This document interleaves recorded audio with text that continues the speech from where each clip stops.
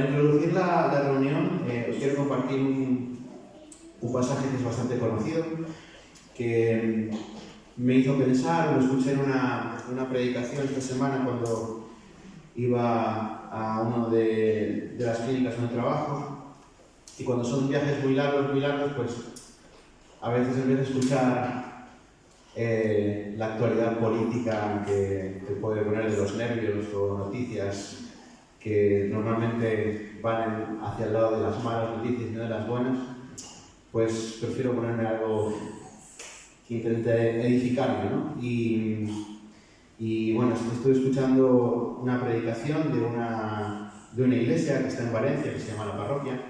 Me imagino que algunos ya la conocéis. Fátima ya sé que la escucha ella también en el podcast.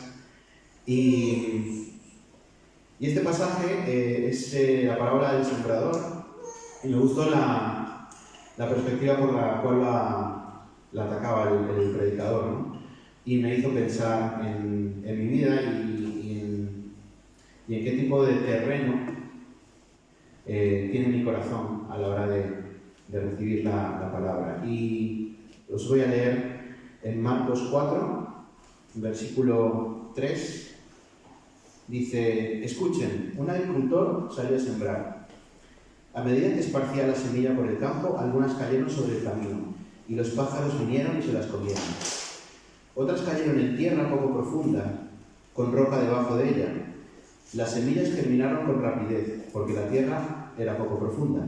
Pero pronto las plantas se marchitaron bajo el calor del sol, y como no tenía raíces profundas, murieron. Otras semillas cayeron entre espinos, los cuales crecieron y ahogaron los brotes. Así que esos brotes no produjeron grano.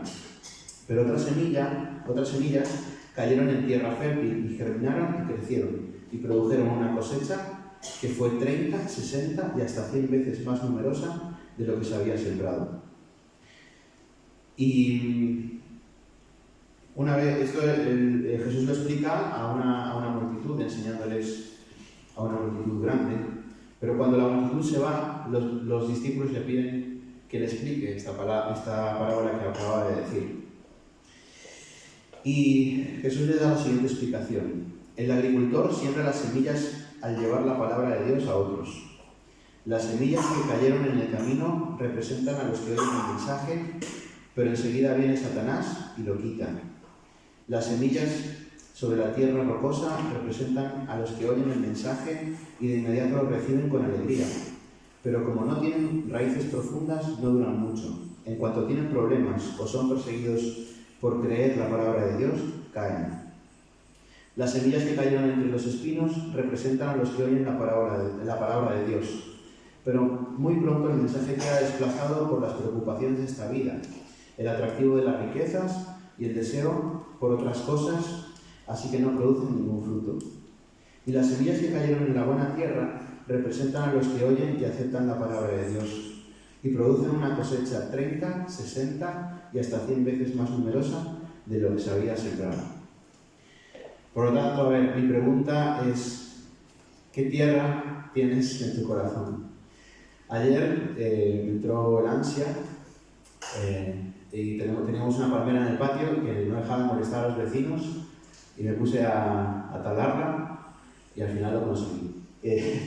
Pero donde estaba tirando en el patio donde tenemos la palmera, veía que la tierra pues no era perfecta para plantar, tenía piedras, tenía cosas, ¿no? Aún así crecen malas hierbas, no os podéis imaginar, y lo rápido que lo hacen.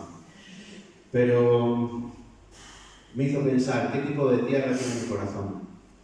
Es necesario que Dios venga y nos prepare el corazón para poder recibir la palabra de Dios, porque a veces sí que hablamos de esta parábola para la gente que no es creyente, que va a recibir la salvación, pero es verdad que aquí habla de la palabra de Dios en su totalidad.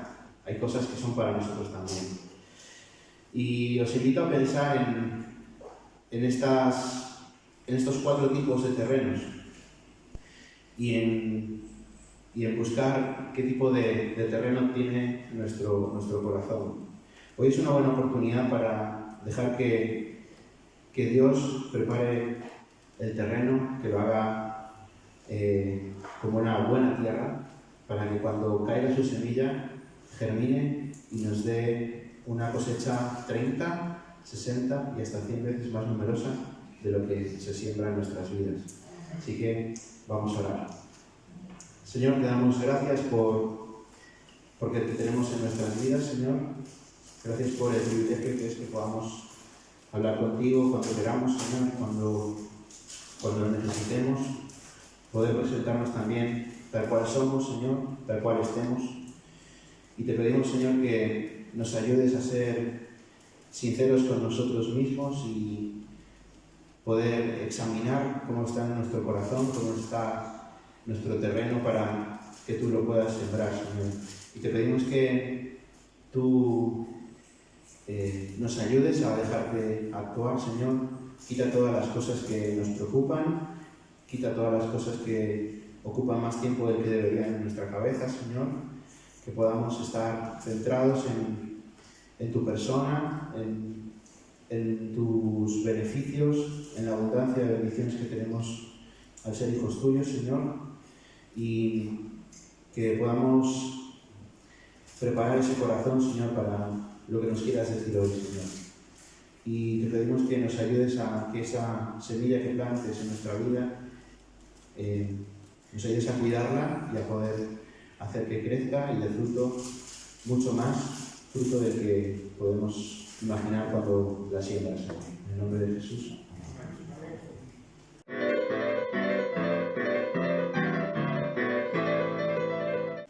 Me vais a permitir que hoy empiece la reflexión de una forma distinta. Quiero enviar un saludo muy especial hacia todos aquellos que nos ven en las redes. Y los que nos ven en las redes siempre ven a alguien aquí delante. Yo quisiera que con un aplauso le enviásemos todos un saludo en esta mañana a los que nos ven en las redes.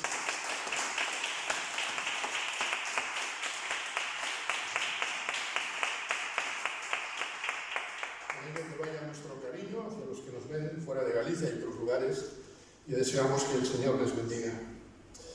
Hace 2 semanas, concretamente el día 8 de este mes que estamos, el presente mes, meditábamos sobre el desánimo y los pecados que produjo el desánimo en el pueblo de Israel. Tenéis la grabación en Números 21:15. Siguiendo esta serie sobre el desánimo, quisiera hoy ver algunos síntomas con vosotros, ver algunos síntomas para que cuando aparezcan en nuestra vida podamos superarlos con la ayuda del Señor. Muchas grandes enfermedades aparecen con pequeños síntomas. La edad, por cualquiera de nosotros, no pasa de un día para otro. ¿Cuántos años cumples? Cumplo 1, porque vamos cumpliendo poco a poco. Y a veces decimos, es que Dios no me ha dado tiempo para nada en la vida. Pero ha habido señales como nuestras fuerzas que a veces disminuyen, nuestra salud, las canas. Recuerdo cuando con 22, 23 años me salieron mis primeras 3 canas. Las podía contar. Ahora malamente puedo contar los pelos negros que todavía me quedan. El tiempo ha pasado. Esas caras nos van diciendo, oye, que te vas haciendo mayor. Y en el desánimo también hay algunas. Quisiera llevaros en primer lugar en esta mañana a Juan capítulo 15 y versículo 5. Son palabras de Jesús que conocéis todos. Vamos a ir viendo en esta mañana algunos aspectos hasta donde podamos llegar. Dice Jesús, yo soy la vid, vosotros los pámpanos.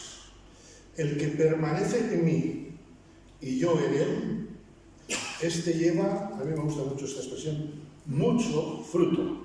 Qué bueno lo que esta mañana nos compartía Matías, ¿verdad? Dios no nos llama a llevar fruto, sino a llevar mucho fruto. Ese es el desafío que yo tengo hoy, que tú y yo tenemos. Porque separados de mí, casi nada podéis hacer. Si lo dice vuestra versión, es que os han engañado. La Escritura dice, porque separados de mí, nada podéis hacer. Y a veces pensamos que casi nada es nada, absolutamente. La primera cosa que nos llama el primer síntoma de la enfermedad del desánimo es la desconexión de nuestra relación con Dios. Y vamos a ir viendo con un acróstico la palabra desánimo y vamos a ir viendo diversas cosas que nos hablan de eso, todo lo que conforma el desánimo. Como digo, iréis viendo, iremos viendo un acróstico poco a poco. Separados de mí, nada podéis hacer. Una de las cosas peores, sensaciones peores que los seres humanos podemos tener es no poder hacer nada. ¿Sí o no? Cuando te encuentras ante una enfermedad, cuando te encuentras ante un trámite, cuando te encuentras ante una situación laboral, no puedo hacer nada. ¿No os ha pasado alguna vez? Si no os pasó, podéis marchar, no nos vamos a enfadar.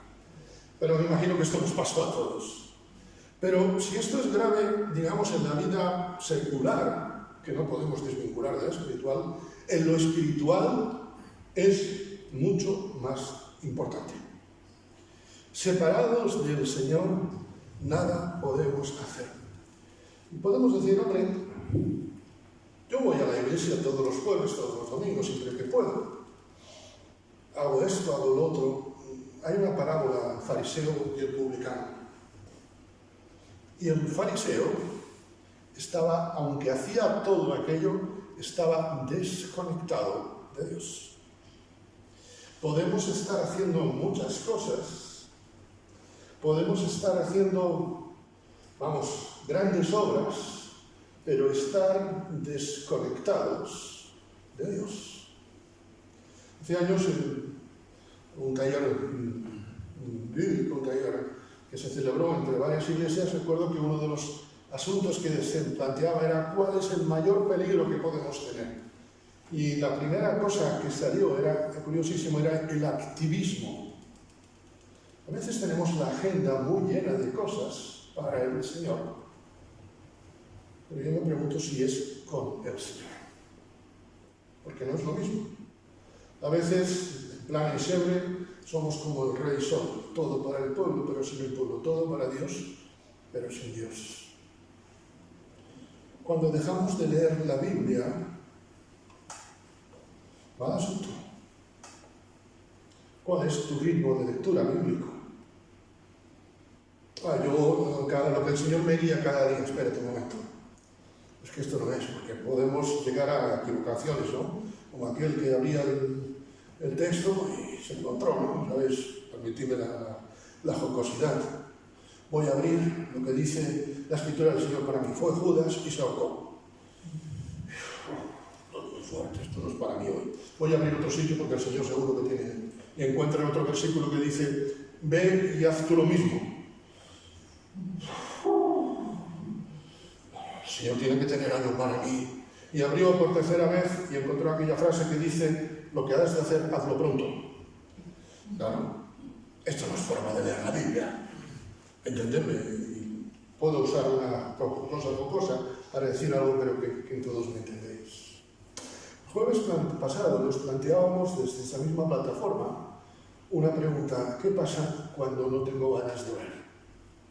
Y decíamos, ¿no os ha pasado nunca no tener ganas de orar?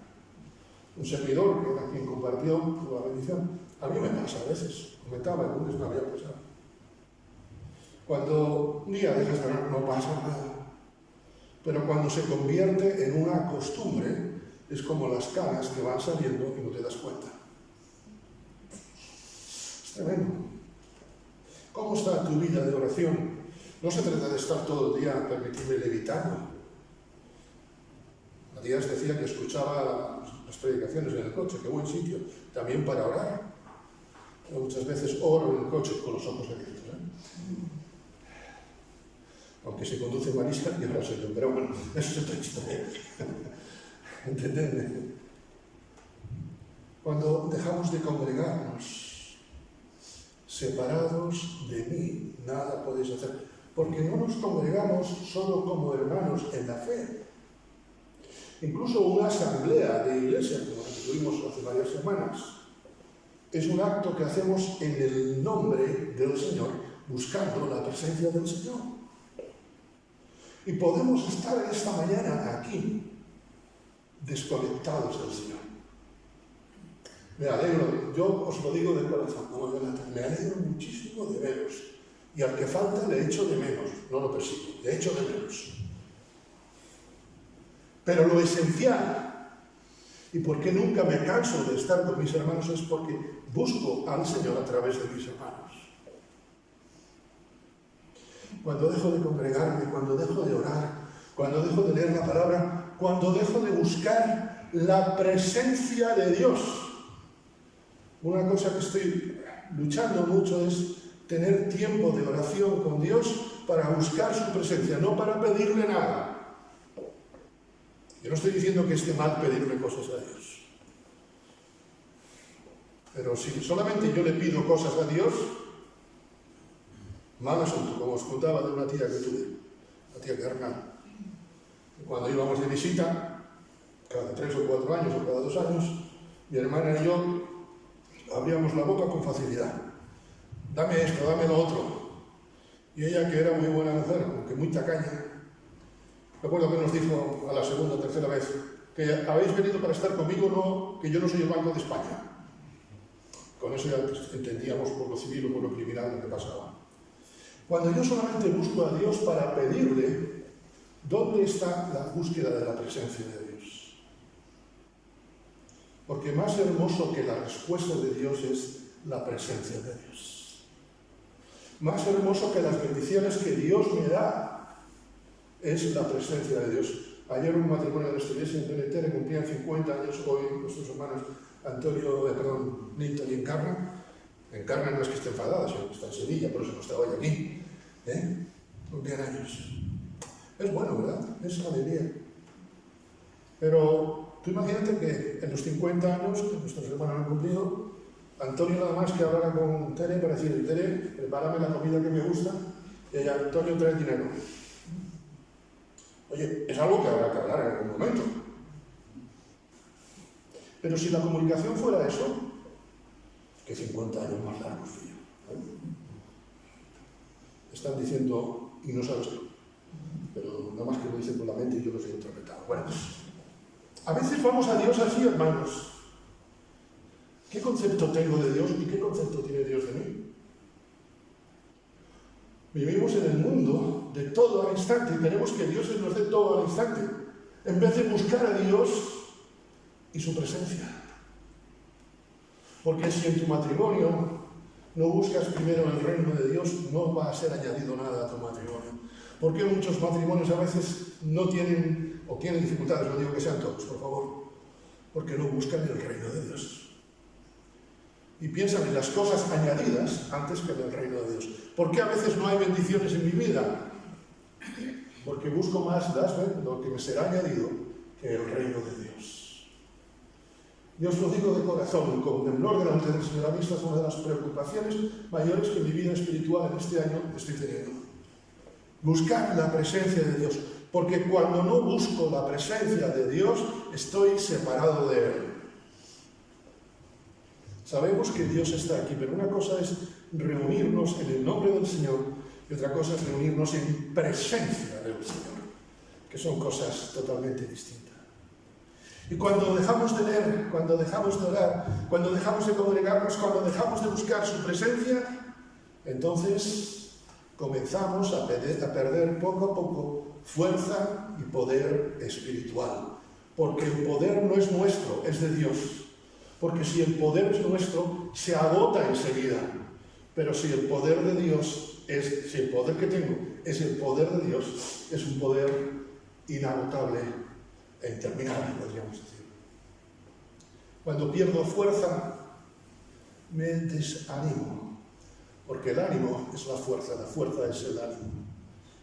Cuando pierdo contacto con el Señor, va a haber desánimo.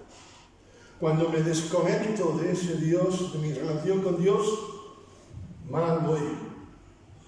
El desánimo se manifiesta, pues, en un corazón que está desconectado y lejos del Señor. ¿Recordáis en el pueblo de Israel? Dios habla muchas veces. Con vuestra boca me buscáis, pero vuestro corazón está lejos de mí. Muchas veces se les pregunta a algunas personas qué te gustaría que figurara en tu lápida. Recuerdo uno que puso: el médico falló. Pero cuando el Señor ponga algo, ¿qué dirá de mí? ¿Fue uno que estuvo conectado o se desconectó? Dice Jesús en el Evangelio de Juan, capítulo 16, versículo 33. Estas cosas os he hablado para que en mí tengáis paz. Qué bonito esto, ¿verdad? En el mundo tendréis aflicción, pero confiad, yo he vencido al mundo.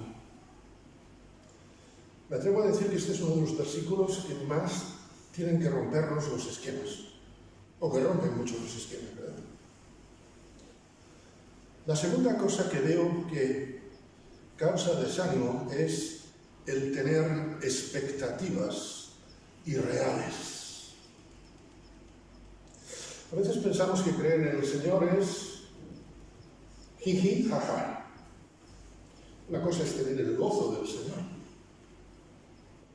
Pero este texto, sin querer sacarlo de su contexto, viéndolo precisamente en el contexto general bíblico, porque ojo con cuando sacamos un texto de su contexto, recordamos por ejemplo el Salmo 23. Aunque ande en valle de sombra de muerte, no temeré, etc. ¿Sabes, verdad? A mí me sorprende estos que dicen que si crees en el Señor todo te va a ir de maravilla. He escuchado más de una vez queriendo que la gente cambie el corazón y no pidiendo al Espíritu Santo que haga su obra. Ven al Señor, mira, ya verás.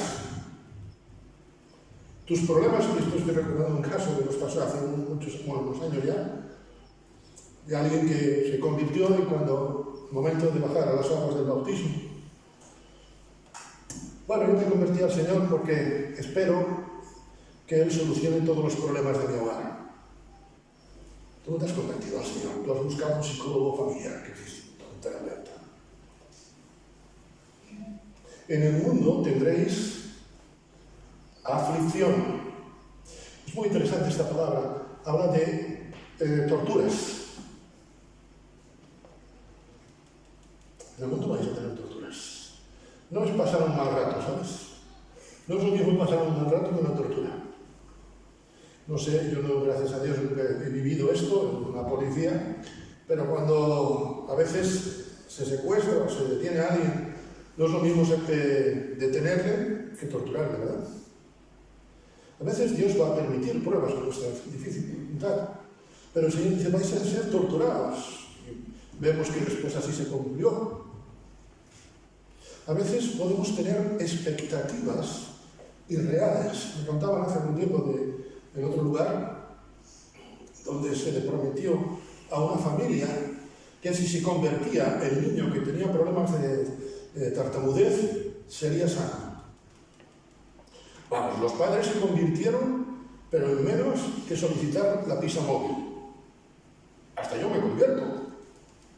Pero cuando vieron que pasaban los meses y el niño seguía igual, pobrecito mío, de tartamudo, podéis imaginar la decepción. Quizá tenemos a veces expectativas irreales. Quizá a veces nos sentimos desanimados porque decimos, Señor, como los discípulos, hemos hecho esto en tu nombre y nadie nos obedecía, ni siquiera los demonios.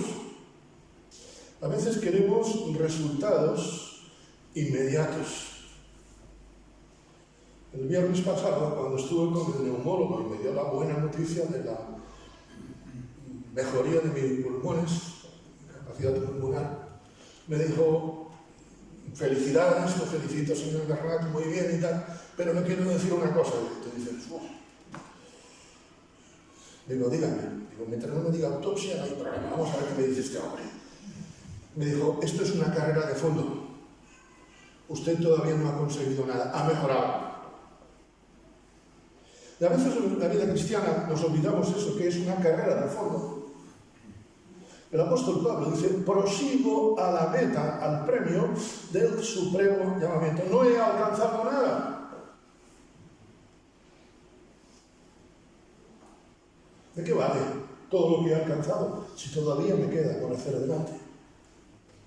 A veces queremos que las cosas salgan. Pero cuando se nos pide entrega, cuando Dios demanda de nosotros esfuerzo, a mí me hace gracia cuando estos que anuncian aprenda inglés sin esfuerzo.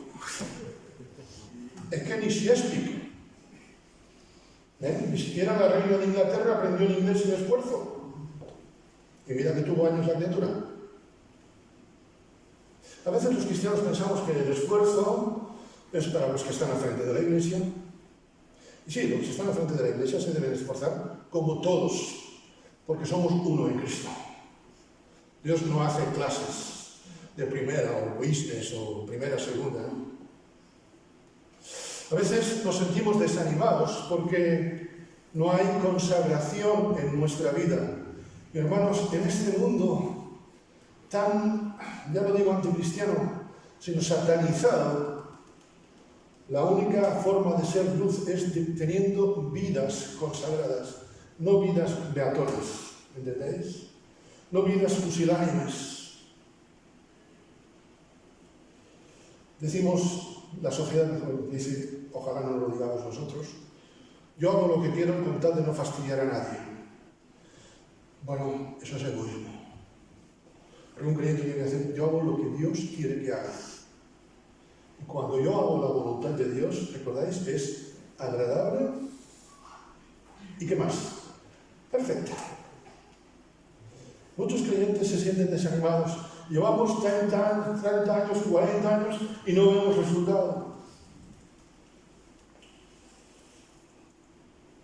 Yo no diré nada del servicio forestal, pero esa palmera que el otro día Matías se llevó por medio, tranquilo, no voy a decir nada. No sé cuánto tiempo tardaría en crecer, pero estoy seguro que no creció en un día. La caña de bambú, ¿sabéis? Tarda 7 años en salir la primera florecita. Y luego, en 6 meses, cubre toda su altura, que son varios metros. De hecho, hay algunos tipos de caña de bambú que crecen incluso 1 metro por día. ¿Qué es que tardaron 7 años en crecer? No. Han estado creciendo 7 años. ¿Han crecido en 6 meses? No. Han crecido en 7 años y medio. Yo he vencido al mundo. Queridos hermanos, el problema no es lo que Satanás nos haga, sino mi confianza en el Señor que ha vencido. A veces vivimos, como decíamos el otro día, como derrotados, en vez de vivir como victoriosos. Y desde luego que cuando la realidad se cumple, nos anima. Pero si yo solamente tengo fe por lo que veo, entonces no me distingo nada del discípulo Tomás, ¿recordáis? Bienaventurados los que no creyeron y vieron. Y yo pido eso para mí, pido eso para nuestra iglesia, pido eso para cada uno de vosotros. Nos desanimamos cuando la realidad no cumple nuestras expectativas. Y quiero que habléis conmigo, por favor, la Biblia, no lo tengo en pantalla, Deuteronomio 31:7. Porque para mí es uno de los versículos que más me ha tocado en esta serie que estoy compartiendo. Deuteronomio 31:7. Llamó Moisés a Josué y le dijo en presencia de todo Israel: Josué, esfuérzate y anímate, porque tú entrarás con este pueblo a la tierra que juró Jehová a sus padres que les daría, y tú se la darás heredar. Hay varias cosas que a mí me llaman la atención en este texto. Llamó Moisés a Josué en presencia de todo el pueblo. Hace unos años, no recuerdo, había una serie televisiva que se llamaba Los ricos también lloran. ¿Recordáis algunos a lo mejor, no? Incluso creo que la televisión ya era en color. Los hijos de Dios también a veces se desaniman. Pero para no desanimarse, fíjate lo primero que le dice Moisés a Josué: esfuérzate. Esfuérzate en qué? En el Señor. Está diciendo, depende del Señor. Mirad, Josué, y bien lo sabéis, en el libro de Jueces tenemos la conquista de la tierra prometida. Josué tuvo motivos más de una vez para desanimarse. Y me llama la atención que se lo diga en presencia de todo el pueblo. Cuando tú ves al pastor, a los ancianos como superhéroes, te estás creyendo una milonga satánica. Porque cuando piensas que el pastor, los ancianos, los líderes son gente que siempre están saltando y cantando, a veces están saltando de tristeza también. A veces hay desánimo. Qué bueno es reconocer que Dios ha puesto a hombres, todos los que estamos aquí en esta mañana, estamos desafiados a ser un Josué. Y el Señor te lo dice delante de todos, me lo dice delante de todos, esfuérzate. Eduardo, Antonio, Manuel, esfuérzate. Depende del Señor. ¿Recordáis? El pueblo está llorando, libro del profeta Nehemías, y Esdras les dice, no os entristezcáis, porque el gozo de Jehová es vuestra fortaleza. Si el gozo del Señor no es mi fuerza, entonces voy a estar desanimado. Si yo creo que el gozo que tiene la gente es el que yo tengo que tener, entonces tengo una expectativa irreal y habrá desánimo en mi vida. Porque tú entrarás. Qué difícil es a veces pasar ciertos umbrales, ¿verdad? Qué difícil es pasar el umbral a veces de una habitación, y ya no te digo donde es un sitio donde no conoces, ¿verdad? ¿Sí o no?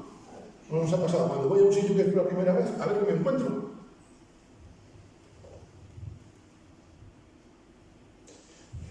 Me crié, como sabéis, en un pueblo de la isla de Tenerife, La Orotava. La iglesia estaba a las afueras y vivíamos, gracias a Dios, en la vivienda pastoral que se pudo construir. Y muchas veces cuando venían algún vecino o lo que sea, procurábamos siempre que entrase y viese el local, aunque viniese para hacer una cosa en casa, de fontanería o lo que fuese. Y era curioso porque muchos, cuando entraban, algunos entraban, mi padre o quien fuese, y entraban detrás, como bien decir, a ver qué hay. Y recuerdo que muchos decían, pues mira, yo nunca había querido entrar aquí porque pensé que todo esto era oscuro. A veces hay miedo, ¿verdad? Y los creyentes a veces nos pasa eso. ¿Qué habrá en el futuro? No sabemos lo que habrá. Josué dice, con toda esta gente, ¿cómo va a ser si los pueblos son así? ¿Sabéis la historia? Tú entrarás a la tierra que el Señor y tú se la harás heredar. Esfuérzate y anímate. Mi hermano, mi hermana, yo no sé cómo está tu corazón, cómo está tu vida en esta mañana. Pero en este mundo que vivimos, que tanto nos dice, cuanto más cuesta, peor es, que todo sea sin esfuerzo. De hecho, estamos llegando a una cosa, como se llama hoy, la muerte asistida, que sabéis, en el fondo, es un suicidio, la eutanasia. Se llama muerte asistida, para darte algo para no sufrir. Yo he vencido. Quizá estás en este momento pasando una situación, hermano y hermana, en lo personal, en lo familiar, en lo económico, y clamas desde tu corazón, Señor, llévame ya, no aguanto más. O no os ha pasado nunca, a mí más de una vez. Pero he aprendido con los años que lo que quiero es quitarme el problema, no quiero estar en la presencia de Dios. Y he aprendido los años que sin luchas no hay victorias. Y he aprendido que el Señor me llama, te llama, nos llama a ser más que vencedores. Y no hay ninguna victoria sin ninguna lucha. Cuanto más grande es la lucha, más grande va a ser la victoria. Y ese es un principio no natural, es un principio espiritual, un principio divino.